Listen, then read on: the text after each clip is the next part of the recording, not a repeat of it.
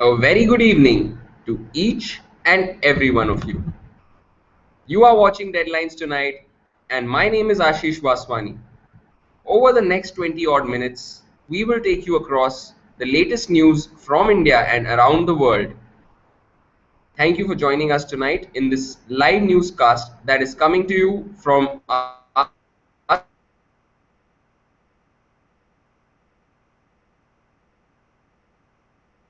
studios in Newscast. Headlines to be India's win over England at Lord's for the first time in 28 years. Yes, ladies and gentlemen, this is the first time since Kapil Dev's team had beaten England at Lord's 28 years ago.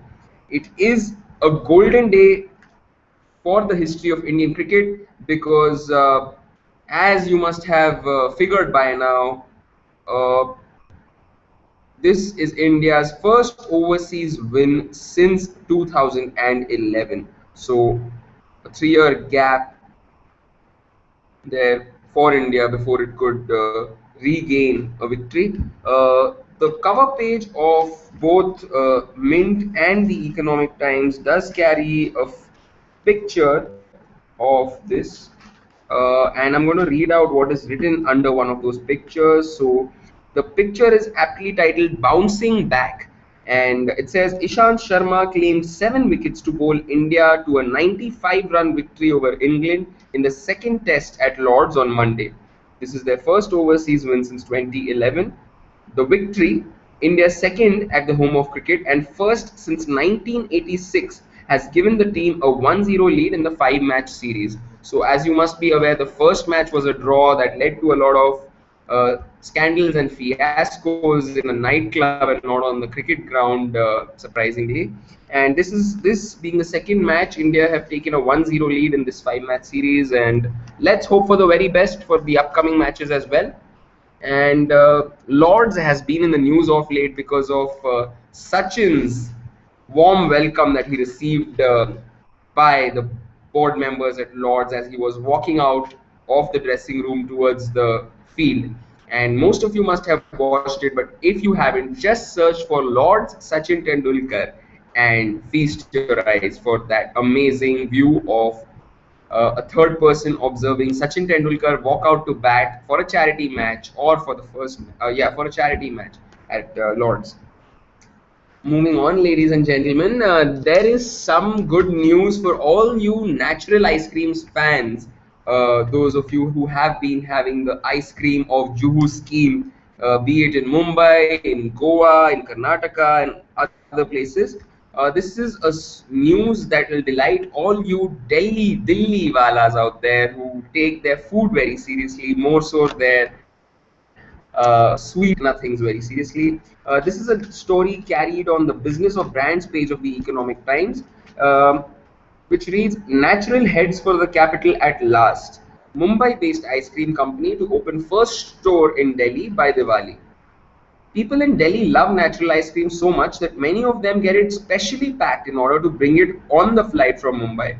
In fact, there is so much demand for the treat first sold in a store in Juhu some 3 decades ago that more than 2,400 scoops of natural ice cream are flown to the capital almost every day during the wedding season. Without a store in the capital, that's the only way to bring it in. Srinivas Kamath, the 30-year-old director of the company that his father founded, plans to change that. Natural ice cream will open in New Delhi by Diwali. Natural ice cream, ladies and gentlemen, sells a total of 1.4 lakh scoops daily in half a dozen states. Kamath wants to expand the footprint besides debuting new products. His father, R.S. Kamath, who started Natural's first store in 1984 on Valentine's Day, more as an outlet selling pav bhaji, I beg your pardon, rather than an ice cream shop, has just one piece of advice for his son. Quality and taste should not change. For the younger Kamath, this dictum is sacrosanct.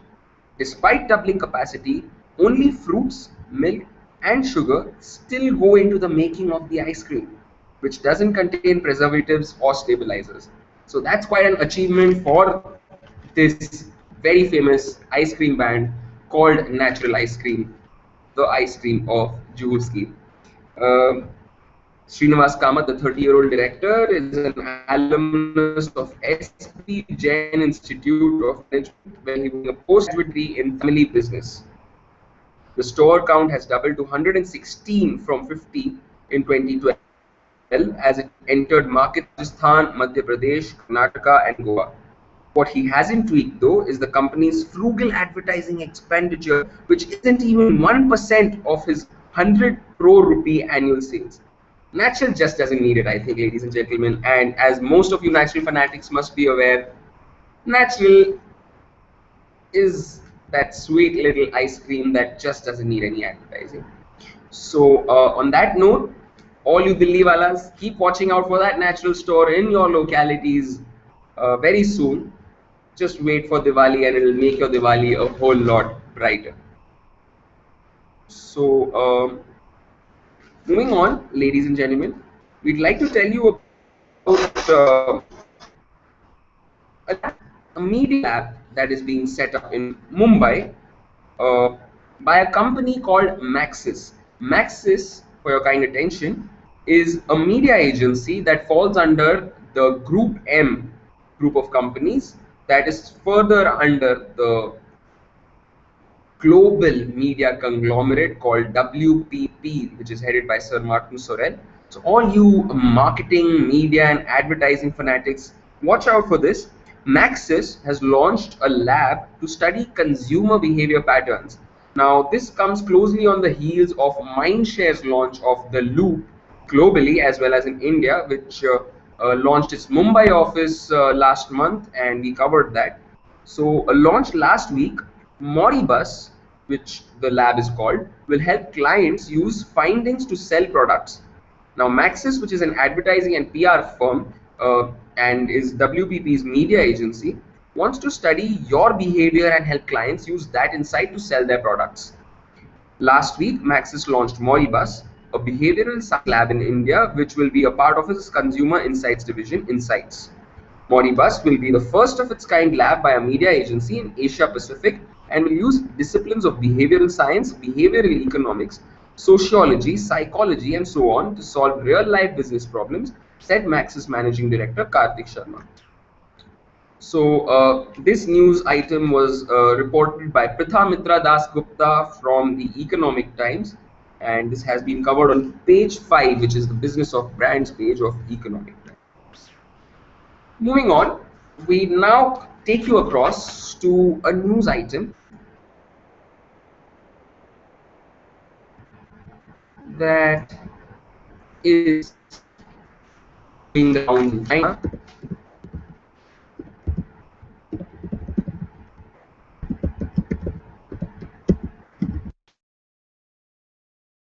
If all goes according to plan, we will have it on your screens in the next few seconds. So before we get that AV on your screens, let me tell you about what we are going to talk about.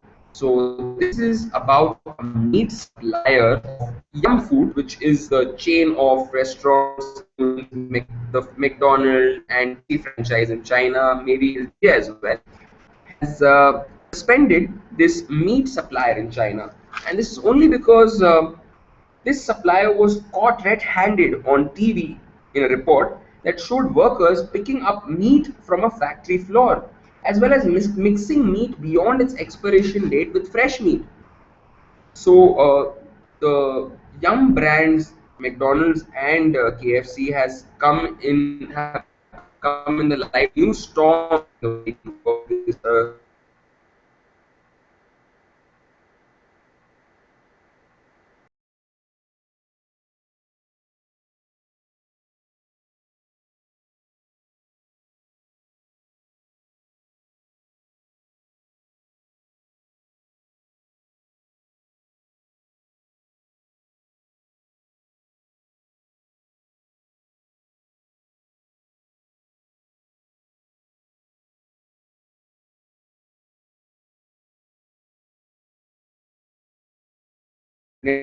there, but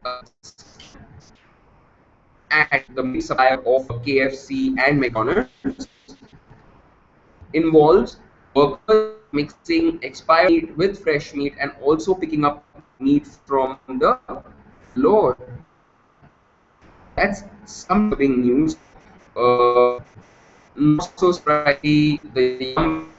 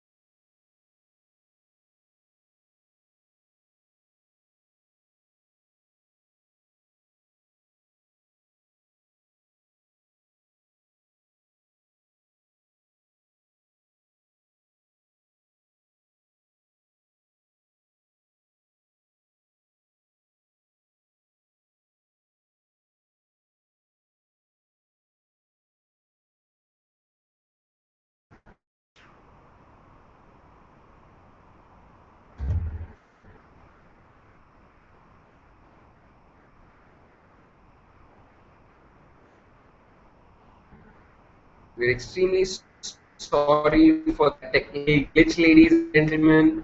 But like talking about uh,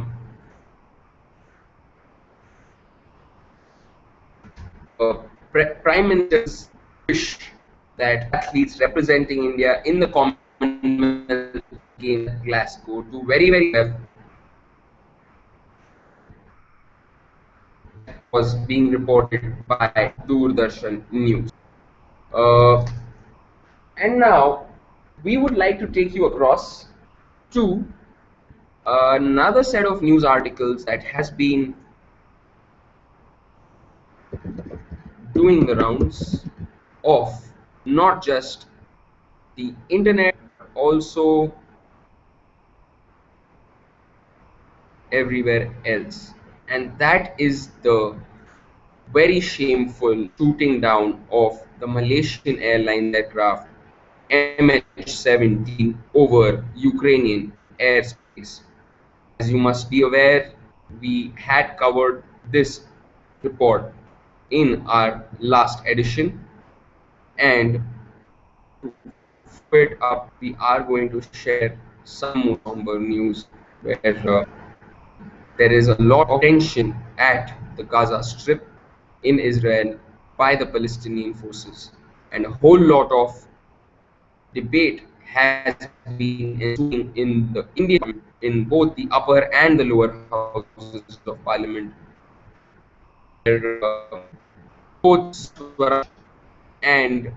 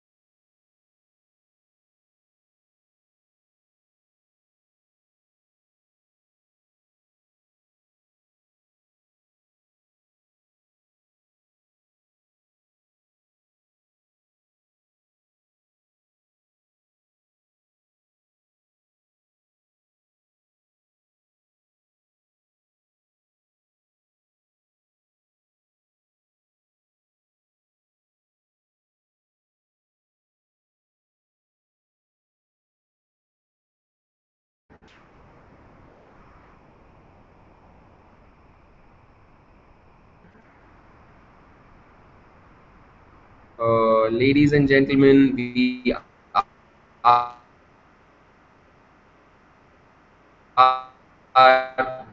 as we would like it. So I'm afraid we'll have to end this newscast of deadlines tonight on a slightly unplanned note.